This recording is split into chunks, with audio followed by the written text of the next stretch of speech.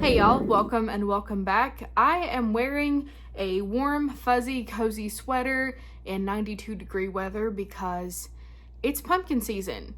And I don't know if the weather just didn't get the memo, but I got the memo loud and clear and I am sweating.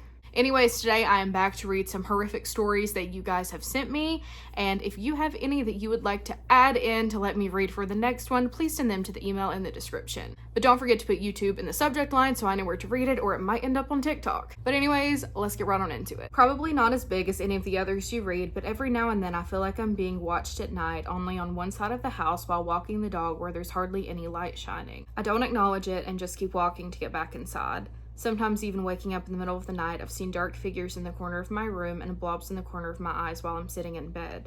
Again, I don't acknowledge it. And that is a good call. Never acknowledge that stuff. So I'm going to pause really quick for the next one. It is about a dream. It's a dream, but the dream does involve the life being taken of a child. So if stuff like that bothers you, maybe skip ahead to the next story. In this dream, there was a deformed child. At most, he would have been 10. He also had a neurological deformity. It took place in some kind of colony, like colonial America. He was believed to be bad luck or cursed. Because of this, he was treated horribly, and one day he was unjustly accused of a crime and sentenced to death. His head was shaved bald. He was killed in a white room with sunlight illuminating the inside. He was fully naked with his back facing a few men holding fire extinguishers. One of them hit him in the head. Where he was hit was wrinkled. He didn't bleed, but blood started trickling down the walls. When it stopped, he dropped. I would just like to preface this by saying, I am not crazy. Those dog commercials make me want to cry. This dream didn't scare me mainly because I remember fragments of it, but it did disturb me.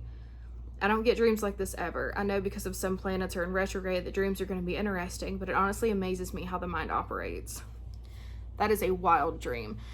Dreams like that where they're just like kind of off the wall, I always try to see if there's like some sort of hidden meaning that could be in there. If anyone knows a lot about dreams, let me know if there's anything that could be in that could mean anything. I can't imagine how horrific that would be to dream something like that. Alright, let's read the next story. So a couple of months ago after I sent my first email, I was in the living room where the kitchen meets looking for something to eat.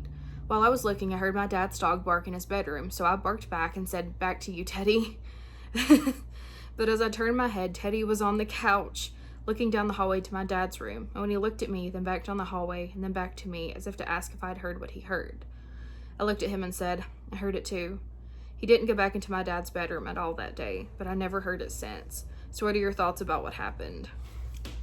It sounded like something was mimicking the dog's bark, maybe to get your attention. If it hasn't happened since, I wouldn't really worry about it too much. Alright, next story. Strange stuff has been happening lately, but for context, I've always been very spiritual. I've been experiencing some stuff and I want some advice. Also, I've been experiencing it still, and it's also still happening very recently.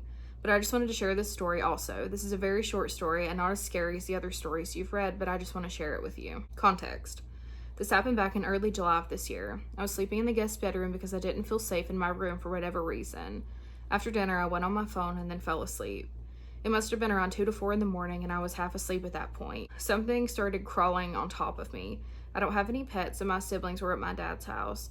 It was cold, like a big gush of wind cold. I kind of hear something breathing, so I tried to move, but I couldn't. It felt like hours had gone by, but it must have actually been 6 minutes. Suddenly, I feel like something starts to touch me, and at this point, alarm bells start to go off in my head. As soon as it starts to touch me, my body just jolts violently. I'm finally able to move again. I open my eyes, and it's just vanished in front of my eyes. I want to point out that I've been seeing this 8 feet tall lanky shadow following me everywhere, and it won't leave me alone. I think it's what visited me back in July, and I'm scared. So it could be, depending on what the shadow feels like, it could also be there to kind of protect you in a way, like kind of like the Hat Man does whenever traumatic things happen. But I would do a cleansing and see if that helps. Put up some protections, especially in that room while you sleep. Maybe consider sleeping in a different room if you can, or a different location, just in case it's in that room and not anywhere else. Those stories were on the shorter side, but this one's longer, so we'll read this one to finish it up. I know this should be labeled as a question or advice or something, but I'm going to be talking about child abuse, all kinds. So there's your warning. If you do not like that sort of topic, go ahead and end the video now. I'm sorry, I just don't want you guys to hear anything that's going to upset you. But I'll see you next time. It'll also involve death as well as bullying. For the sake of keeping this shorter and doing my best not to trigger anyone, I'm leaving out a lot. Abuse is mentioned but not elaborated on. There's a death that has detail, but it's not violent or anything like that. It's brief. So to start off as background on me, I was born out of wedlock to a woman who partied a lot and slept with a lot of men she picked up at bars. My mom and I had a difficult relationship my entire childhood, and I spent the beginning of my life living with my grandparents. My grandparents essentially raised me, or otherwise couch surfing with brief periods of having a space to myself. When I was 6, my mom met her ex-husband and the father of my little sister. He was charming and within a few months moved in. The great guy I thought he was switched so quickly, and slowly the narcissist showed and the abuse began, both inside and outside of my home, and the bullying at school. This occurred between the ages of 6 to 9. I was dealing with so much and I was alone. That's when it started. At first I started to hear a voice in the vent of a woman that was neither my mom or anyone I recognized. I would hear her every night, and then something started manifesting outside of my door that I to this day call my boogeyman. He was tall and pale with a creepy smile, dressed in all black with dark hair. He never spoke and was slightly hunched, but his legs were together and perfectly straight. He would be at the end of the hall and hopped slowly towards the bedroom door, typically at night. The house and everything around me was really tense and uncomfortable, but I always thought it was because of what was happening at the time. Eventually, when I was 9, what was happening outside of the home came out, and my mom was forced to divorce my ex-stepdad. But not without me recanting what I told my grandma, who reported after he and the perpetrator cornered me when I got off the school bus one afternoon. They began to scream at me, calling me a liar and demanding that I recant. His family kept accusing me of lying and calling the man a good man, and my family started to treat me differently. My mom fell into a depression, and my grandma announced that she had small cell lung cancer. We moved in with my grandparents, where my mom's once passive attitude towards me changed into something hostile, until they moved out and gave us the house. Despite moving, the voices in the vent stopped, but my boogeyman followed and began to terrorize me the same way he had before. The abuse from my ex-stepdad continued the best he could when he came over. My mom had hopes that they would get back together, until he started dating another woman. That's when my mom started abusing me mentally. This went on, and when I was 11, my grandma had passed away the same night I prayed to God asking him to make her feel better. I blamed myself for her death for years after. I fell into a depression and essentially had a mental break, falling into trauma-induced psychosis, is what they called it years and years later by my therapist. I was still being bullied at school and once again had no escape. I finally came out of it when I was 14, but the way I came out was very traumatic in of itself. When I was 15, things began to improve, specifically my relationship with my mom, but my boogeyman was still there. By the time I was graduating high school, he was no longer just active at night, but during the day too. I had a feeling he could open the door if he ever made it there. I heard something outside my window that sounded like a man laughing, but it was late at night, and there's no way it could have been someone so close without me hearing them climb the metal hookup attached to the trailer that you had to climb to get to that window. It was high school that I started having sleep paralysis, where I would feel a dark presence and nightmares when I could feel everything that was happening, including me dying. When we moved, we no longer had a long hallway, and I didn't have a door to my room. At night, I would pace back and forth in that hall. I had a PTSD episode one day because of my mom's boyfriend, and a night or two later, I was pacing when I heard footsteps through my earbuds. There was no way it could have been the music. Not only did it not have the strong drums or bass that could have made those sounds, but it kept getting closer. No one was awake, and I even stopped moving, but it kept coming. It wasn't until it was right on top of me that I threw off my earbuds and turned around, but there was no one. I was so paranoid the whole next month that I couldn't climb out of my bed that night and could only sleep during the day. I almost failed my classes because of it. I moved from that apartment to my granddad's apartment for a year, where I still felt a presence surrounding me everywhere I went. When I moved into my dorm, it loomed specifically outside the dorm and surrounded me anytime I left, especially at night. Now I live with my best friend who had a ghost from her childhood home. She's been experiencing some paranormal activity when she moved into our house, but now it's really kicked up when I moved in. I do mean kicked up. Now it mimics our voices, especially hers. It knocks on my window at night and it moves things, but especially hair ties and rubber bands. We've both been touched. We've seen shadows, one that peeks around the corner next to her room at me. And for her, she's seen it sitting on the couch where she thought it was me and in her doorway at night. Our laundry door is opened, not a crack either, like opened completely, when it was fully shut. We're not the only ones who have felt it either. Her dog won't enter the living room sometimes and acts afraid. It won't enter my room, I assume because of my cat, who sometimes will just stare out at the window it knocks on. Her mom's fiance has had to hurry back to the house when he felt a presence on our front porch, where my window is, when he was smoking, and our friend who stayed the night in my friend's room felt too nervous to sleep. When she did, she had strange dreams. We realized, which brings me here, that we think the things that haunted us during our childhoods have followed us here, and that's why it feels like it's everywhere and sometimes at 2 places at once. Whenever it isn't active, it's because there's possibly canceling each other out. My question is it possible that I attracted something in my childhood unintentionally that kept following?